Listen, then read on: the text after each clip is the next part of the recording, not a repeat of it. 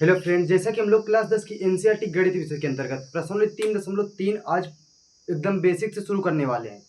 तो प्रश्नावली 3.3 हमारी क्या कहती है ये समझते हैं। तो प्रश्नावली 3.3 का पहला सवाल कह रहा है कि निम्न समीकरण युग के युग्म को विलोपन तथा प्रतिस्थापन विधि से हल कीजिए और कौन सी विधि अधिक उपयुक्त है। तो प्रश्नावली 3.3 का पहला सवाल कह रहा है कि निम्नलिखित समीकरणों को विलोपन तथा प्रतिस्थापन विधि से हल कीजिए और कौन सी विधि आपको अधिक उपयुक्त लगती है, कौन सी विधि से आपको आसानी लगती है। तो आइए प्रश्नावली 3.3 का पहला सवाल हम लोग प्रतिस्थापन और विलोपन विधि से एकदम बेसिक तरीके से देखेंगे।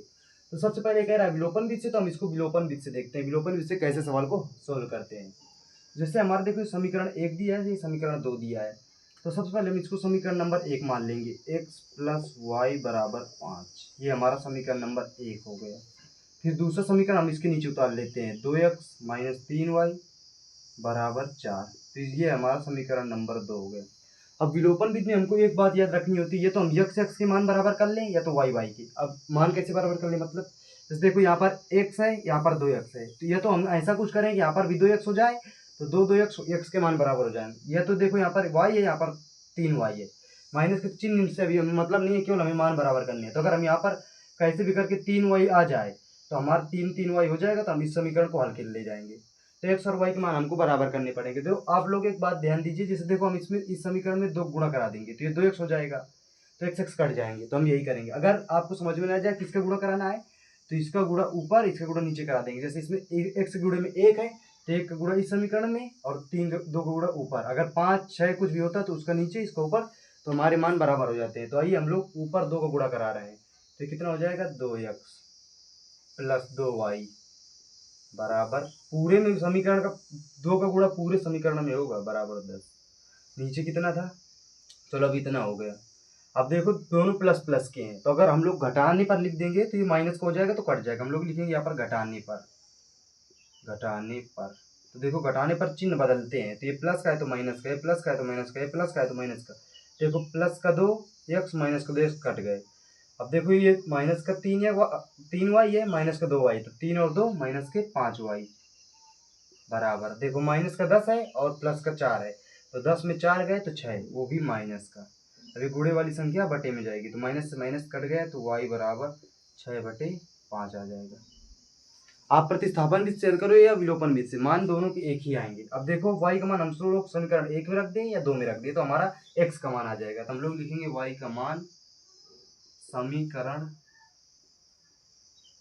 समीकरण 2 में रखने पर, 2 में रखे हैं 1 में, तो हमने 2 में लिख दिया तो 2 में ही रख देते हैं। तो हम 2 में देख तो रखते हैं, देखिए यहाँ पर कितना है, 2x ऐसे ही लिख देंगे, माइनस 3 गुणे y का मान कितना है, 6/5 रहने देंगे, बराबर कितना है 4, तो 4 रख दो। अब देखो एक गुणा करा लो इनका, तो 18/5 तो कितना हो जाएगा, 2x माइनस 18/5 बराबर 4। अब देखो ये माइनस का, इसको उधर भेज देंगे तो प्लस का हो जाएगा, तो ये 2x बराबर, यहाँ देख लेते हैं, 2x बराबर 4 प्लस 18/5, तो 2x बराबर, इसमें अब लासा ले लेते हैं 5 पूरे का, इसमें 1 मान के, तो 5 गुण इसमें होगा तो 5 को 20 प्लस 18, तो 2x बराबर 18 और 20 कितना हो जाएगा, 38/5। अगर गुणे वाला बटे में जाएगा तो x बराबर 38/5 गुणे 2। अब 2 से काट दो तो 19 दूनी 38, तो x का मान कितना आ गया, 19/5। x का मान आया 19/5 और y का मान आया 6/5। इसको लिख लिया यहाँ पर। अभी देखो यही मान आएगा प्रतिस्थापन विधि से भी, y का मान 6/5 और x का मान 19/5। तो विलोपन विधि से आप समझ गए। अब चलो इसी को प्रतिस्थापन विधि से हल करके देखते हैं। तो चलिए अब इसको हम प्रतिस्थापन विधि से हल कर देखते हैं। प्रतिस्थापन विधि से कैसे हल करते हैं, तो देखो प्रतिस्थापन विधि से हल करने के लिए हम लोग समीकरण 1 से या तो x का मान निकाल लें या तो y का मान निकाल लें, चाहे समीकरण 2 से x का मान निकाल लें या y का मान निकाल लें। अब x का मान कैसे निकालेंगे आइए देखते हैं। जैसे समीकरण ये पहला है x प्लस वाई बराबर 5, तो जैसे हम लोग x बराबर 5 माइनस वाई कर लें, y को हमने इधर पक्षांतर कर दिया तो x का मान मिल गया x के बराबर, तो हम इसको समीकरण नंबर 3 मान लेते हैं। ठीक है, x का मान निकाल लिया हमने समीकरण 1 से, चाहे x का निकाले चाहे y का निकाले। अब हम लोग लिखेंगे, अब देखो समीकरण 1 से हमने x का मान निकाला है, तो हम जो x का मान है समीकरण 1 में नहीं रख सकते हैं, इसको हम 2 में ही रखेंगे। ये बात आपको याद रखनी है। तो हम लोग लिखेंगे एक्स का मान समीकरण 2 में रखने पर तो एक्स का मान समीकरण 2 में रखते हैं। जहाँ एक्स मिलेगा हमको 5 माइनस वाई रखना है। 2 गुणे एक्स की जगह कितना रखना है 5 माइनस वाई, ठीक है, माइनस 3y अलग से बराबर 4। अब देखो इसको अंदर गुणा कराओ तो कितना हो जाएगा 2 पंचे 10, फिर इसमें होगा तो माइनस का 2y माइनस का 5y बराबर 4। अब देखो ये 10 प्लस का इधर जाएगा तो माइनस का हो जाएगा।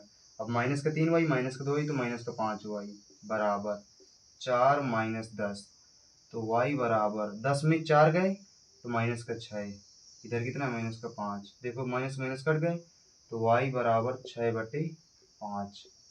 देखो विलोपन विधि से भी y का मान 6/5 आया था, प्रतिस्थापन विधि से भी y का मान 6/5 आया।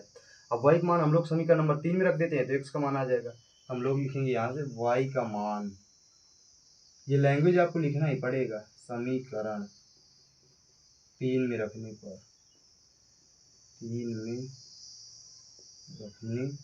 पर तो समीकरण 3 में y का मान रखो। समीकरण 3 हमारा ये है, देखो तो x बराबर 5 माइनस y का मान कितना है 6/5, तो x बराबर 5 लासा ले लिया, इसके गुणे में तो 5 25 माइनस 6, 5 का गुणा इधर 1 का गुणा इधर, तो x बराबर 25 में 6 गए तो 19/5। तो देखो x का मान उसमें भी 19/5 निकला था और इसमें भी x का मान 19/5 निकला है। तो आप लोग बताइए कि आपको विलोपन विधि अच्छी लगी या प्रतिस्थापन विधि। बोर्ड एग्जाम में कभी कभी 2 समीकरण देखिए उसमें बोल देता है कि इसको प्रतिस्थापन विधि से हल कीजिए, तो आपको उसको प्रतिस्थापन विधि से हल ही करना पड़ेगा, नहीं तो अगर आपने उसको विलोपन विधि से हल कर दिया तो एग्जामिनर कोई भी नंबर नहीं देने वाला। तो आप अब याद कैसे करेंगे कि प्रतिस्थापन विधि कैसी होती है, विलोपन विधि कैसी होती है। देखो प्रतिस्थापन विधि की एक ये पहचान है कि हमको एक पद को प्रतिस्थापित करना है, केवल एक पद बचाना है। और विलोपन विधि की ये पहचान है कि हमको काटना है, सब एक्स और वाई के मान बराबर करके एक को विलोप करना है। अगर एक को हमने विलुप्त कर दिया तो एक का मान आ जाता है। इस तरीके से आपको याद रखना पड़ेगा।